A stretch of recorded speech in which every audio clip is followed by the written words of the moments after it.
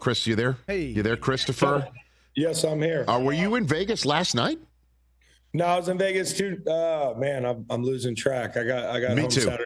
I got home Saturday night late. Oh, you did? Okay. You can still hear it in my voice from hanging out with your crew there at the New Heights party. Yeah, because you guys were all hanging out the New Heights, right? We did. It was great to finally meet Chris, and we enjoyed ourselves. Chris is the man, bro. Let me tell you something. He's everything you would hope Chris Long was going to be. We went live on Instagram for like 5 minutes, and we were like, hey, Chris, just don't swear. And then 5 seconds later, he's like, oh, sorry. Yeah. Hey, Rich, they had me, tough time of night to put me on live. I mean, I think it was your idea. Okay. So it was like midnight, and we're on IG Live. I go, Chris, just don't. Wait, hold on a second. You're in. How does it usually go when you ask a guy who's been drinking since 4 o'clock for an idea at midnight? Yeah, I was about to say. That's how it goes. Look, let's the Gore's in the mix too, huh? Okay. Tommy, Bert. Yeah, with a leather jacket. Bert with a leather jacket. So whose idea after this is, you know what we should do is we should go live for anybody who wants to hear from us right now. Is that really? I'll take that one. You did. I mean, I had the phone, so it might have been me. It could have been someone in this room, but I'm not going to snitch. Well, 3. It's all share blame. We'll share blame. That's all right. We'll share blame. It's okay. But it was great. We met Chris for the first time, so Dude, I did a tequila shot straight to the face, as Bert would say, on television, and we're still on the air today. So we're good. Yeah, we're good. Oh, man. We survived Vegas. So Chris Long is here on the Rich Eisen Show on Roku, back on the Rich Eisen Show radio network, sitting at the Rich Eisen Show desk, furnished by Grainger with supplies and solutions for every industry. Grainger has the right product for you. Call clickgrainger.com or just stop by. Chris Long, who has been with us every single Monday all season long, Green Light with Chris Long podcast host here, post Super Bowl 58. How are you, Chris? I'm well. I'm really well, Rich. How are you? You made it. We all made it. I'm here. I don't even know what would your takeaway from Super Bowl 58 be? What is your takeaway, Chris? I think it's incredible that the whole year we were trying to figure out who the Chiefs were, right? And like there was a long stretch where we were like, they're this undisciplined team. It's going to be impossible to win, making all these mistakes. And then for 2 games in the playoffs, we were like, oh yeah, these are the Chiefs. And the truth is, the team that won the Super Bowl last night, that's probably who they are. And they still found a way to win it. I mean, like the majority of their work and their performance in the biggest game of the year told me that this is a team that wasn't that disciplined, especially offensively. I mean, the defense was amazing. But when you have Patrick Mahomes and you have a coordinator on each side of the ball that wins, because that's what happened, and you've got a defense like that, you can be a world champion. And I think Mahomes, like when it comes to 150 left to go on the clock, a drive with a chance to tie it or win it, having the ball last in overtime, that's what it comes down to. We said when you come into this game, like, yeah, San Francisco might be the better team, but if the game's close in the fourth quarter, who do you like? That's what I asked everybody in Vegas when they were like, oh, you sure about the Chiefs? I was like, if this is a 1-score game in the fourth quarter, who's going to win this game? And usually people were like, yeah, you got a point there. And that's what happened. Well, I mean, let's start then with, I guess it kind of starts with the second half, in my estimation, and how picking off Mahomes to start the second half, to make the score before halftime, score right after halftime attempts for Kansas City because they got the ball, got the second half, they deferred, they won the toss and got the ball second half. That interception made it only 3 points for Kansas City on either side of Usher. And then San Francisco has the ball right at midfield. And their wheels started spinning offensively. And McCaffrey had only one offensive touch between his touchdown on the Juwan Jennings trick play all the way through to the middle of the third quarter. And they couldn't hit the Chiefs with that staggering blow. And that, to me, is a story that's going to get lost in the overtime victory. Chris, what's your opinion there? I think all year we talked about Kansas City as possibly having the best defense in the league, and I think that played out. With everything they dealt with yesterday, being handed that short field, out of half with all that pressure on them, 10-3. You want the 2-for-1. Instead, what you get is the ball at midfield. And to your point, like, I don't know if this was Shanahan's best stretch of offensive play calling, but I also think I want to give a lot of credit to Spags. You know, they had 8 or 9 unblocked free runners in this game. And so that's what they've done all year long. I mean, nobody's better bringing pressure from the second level. McDuffie alone has been unblocked a ton this year.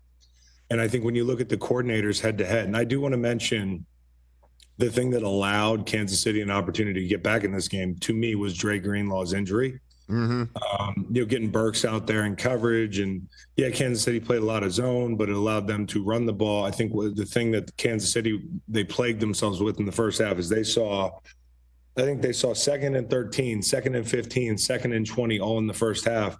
You come out in the second half and you're like, okay, we're going to see him without Greenlaw. But the first play of the second half, Pacheco fumbles a dive pitch, and they're 2nd and 22. So I think for Kansas City, it was like, if we can just get this stop, after we screwed it up and threw the pick, we can go. I really do think they knew that. I think they knew that, and they just had to be better on first down. And then from there, it was a few punts, but they were flipping the field. Like, they got the ball backed up, and I thought special teams was great on both sides of things. Like, I thought for a second Conley was going to be the MVP for San Francisco. It was one of those weird games. But I think just flipping the field and getting positive yardage for a couple possessions and staying alive through that third quarter allowed them to get in that position where I think they knew if they were in a close ball game in the fourth quarter, we like our chances. And then going to overtime, I just cannot believe that San Francisco had that approach. And then hearing Kyle Juszczyk after the game talking about, and this is the Harvard guy, he's like, I don't know the rules in overtime. Did y'all go over it? No.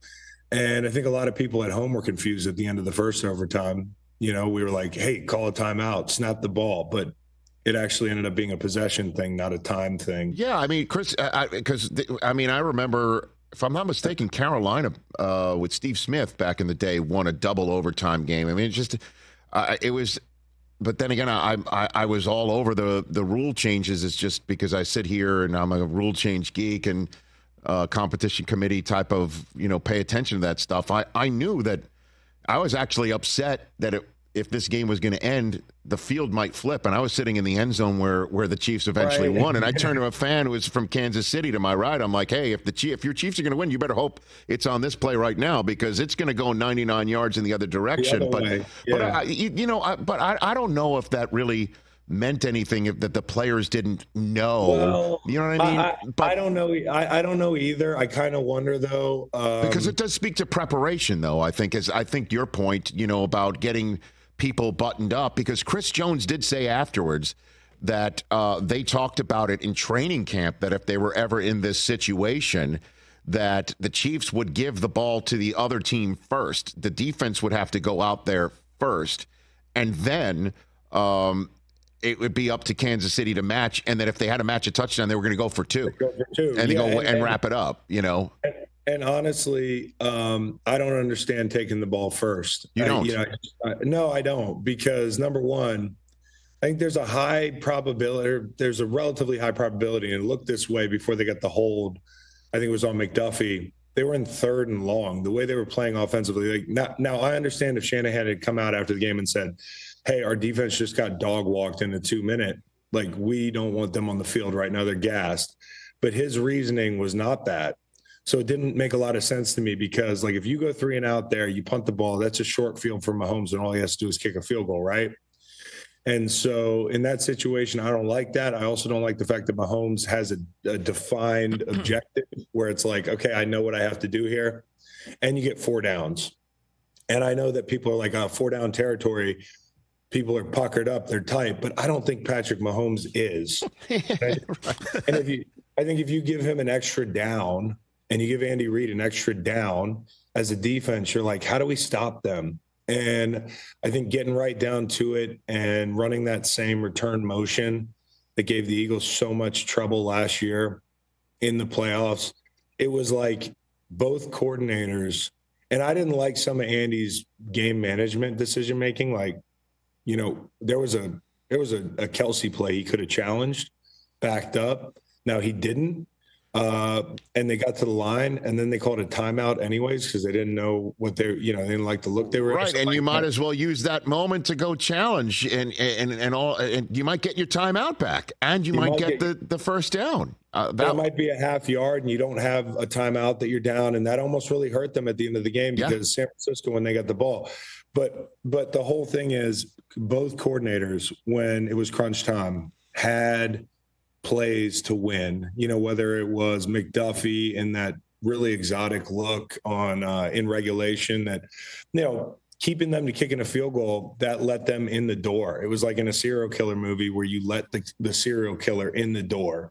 And that's what kicking field goals in those situations is doing. It's like at the end of regulation and then Spags dialing it up and getting the free runner and Chris Jones in overtime. Like the minute they kick that field goal, you kind of know what time it is. And I thought both coordinators, including Wilks, heating them up inexplicably in situations where they're going to have answers. Like all game it's been working, just keep it on autopilot, rush 4.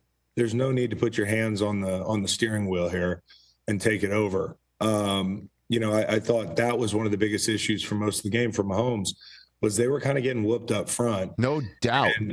And to hit the seams and the places that they can attack San Francisco, Mahomes likes to break the pocket or climb quickly. Like he likes to get deep or just catapult up and hit the seam.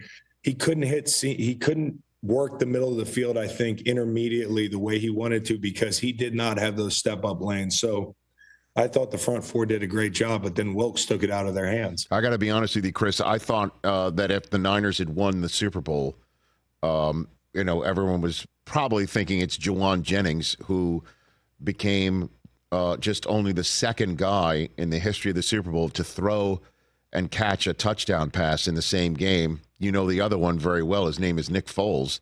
Yes. I thought Juwan Jennings might be the MVP, but if not, I thought Nick Bosa could easily have been the MVP. And I know he didn't rack up sack. He was absolutely everywhere last night. 10 pressures. He was superb. I mean, he came with his A++ game, and I think that was what was keeping Mahomes from completely cooking with gas. It definitely kept Mahomes off balance, off kilter. At one time, he had to intentionally ground the football, and that's part of the reason why Kelce might have not been much of a factor, along with Dre Greenlaw clearly going out is huge. So a couple things I want to hit you about before I let you get on with your Monday. What'd you make of Travis Kelce going up and barking at Reid and making contact with his coach? I know they both laughed it off afterwards, and Reid saying he's keeping me young and he caught me off balance. But what'd you make of that one, Chris? Yeah, I mean, I didn't like it. I mean, I don't think any football player watching is like, yeah, that's how I'd handle myself. So I know it's super, emotional. And I think Kelce's, there's a lot on the line. I think there's a lot going through everybody's head. And he's frustrated, but he'd tell you can't do that. I think he'd tell you that. But I think also, I wanted to hear what Andy had to say after the game. And I think they have that kind of relationship where, they're almost like family. And so while I totally understand the sentiments of AJ Brown during the game, I also, in retrospect, I'm like, how big of a deal should I make this? I've said I don't like it, but beyond that, what am I going to do? Call for a suspension, or maybe that we should talk about this, or this guy wouldn't get away with it, that guy wouldn't get away with it. I think it's not how I would have handled it, and I think if he could have it back, it would have sucked had they lost the game. That'd be the lasting impression. But now we're talking about a three-peat, and I think you can't ignore the fact that to get there, you have to have a really unique relationship between players and coaches. And maybe that's why that makes it okay, albeit really not okay in retrospect. No harm, no foul. They win the Super Bowl, but that was a tough moment. I know Kelce's been through a lot.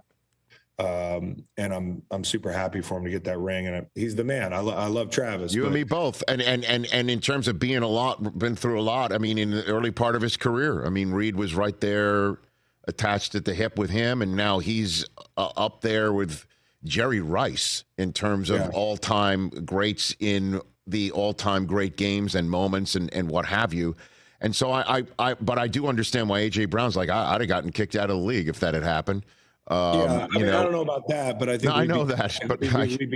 we'd be talking about it the rest of the game, and we'd have made a bigger deal about it. But I do think part of it with Kelce and Reid is that you're assuming they're probably fine. It's one of those things. If Andy Reid says no problem, then after the game I'm going to say no problem. But yeah, I think in the moment you're like, damn, it's not the look you want, right? Where do you put Mahomes now, Chris? To wrap this up, where do you put him? Him and Brady are, going to be linked here for the rest of his career. We're going to be looking at this thing, and I think it's hard to compare, right? But they both got 3 rings at about the same point in their life, like 28, 27 years old, 3 rings. Without going back through Brady's first 3 Super Bowls, I would think most people would agree Patrick Mahomes would be considered the better player at this point in their respective careers. So now the question is, what I think New England did such an amazing job of was continuing to get back. Between that 3rd and the 4th, I think that was the big, long drought. 10 years. Yeah, it was 10 years. That type of thing's incredible. Where's Andy Reid going to be in 10 years? Is he still going to be coaching? Is Mahomes' body going to hold up for 10 years? I mean, he plays a different style of football than Brady. But I will say, if you gave me 27-year-old Brady or 27-year-old Mahomes, I'm taking Mahomes. Now, the body of work, that's yet to be determined. But I don't know that I've ever seen anybody make plays off script like him, coupled with the fact that, he's in that GOAT conversation. There's no way they don't win this game without him. I want to give a ton of credit to Spags and defense, but this team did not play well on the biggest stage offensively. You can go through the whole thing. You've got Kelce bumping Reid. You have Rice jawing at Mahomes during the game. You have Pacheco, multiple fumbles. You have MVS catching the ball with the game on the line. It's going to be 2nd and 4. You need to kick a field goal. He runs backwards.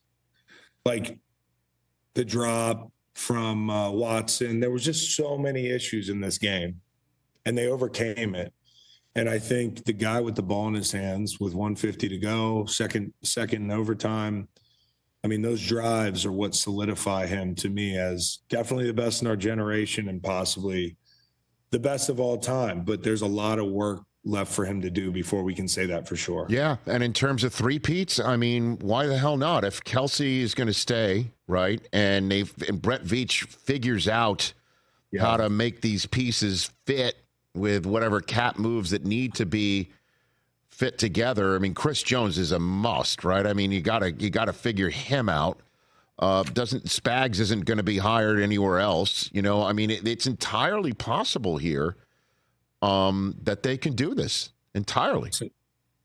Listen, the team that lost to the Raiders, who didn't complete a pass for 3 quarters at Arrowhead, won the Super Bowl. So no matter what scenario they're in next year, if the core is there, you feel like they've got a shot. And I think, there is an incredible depth to the prospect of repeating. It's the only reason I came back in 2018. I wanted to quit, but I was like, I wouldn't be able to deal with the FOMO.